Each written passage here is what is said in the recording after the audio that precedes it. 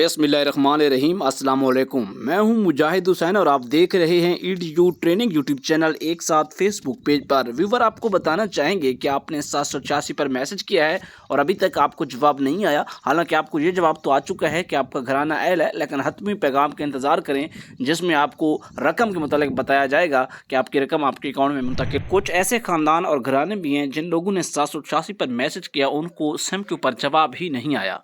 इसी के साथ 8171 पर जो जिन लोगों को शराइत की बुनियाद पर निकाला गया था, जो 8 शराइत थी, इसके अलावा बेनज़ीर कफ़ालत प्रोग्राम से कोई 8 लाख के लगभग लोग निकाले गए थे, उन्होंने भी 8171 पर मैसेज किया और ताहाल उन्हें कोई रकम नहीं मिली। तो उनके हवाले से ये है कि मैं आपको बताना चाहता हूँ जो अपडेट है, लेकिन उससे पहले कि आप वीडियो को लाइक और चैनल को सब्सक्राइब कर दीजिएगा। कोई सवाल है तो कमेंट कर सकते हैं।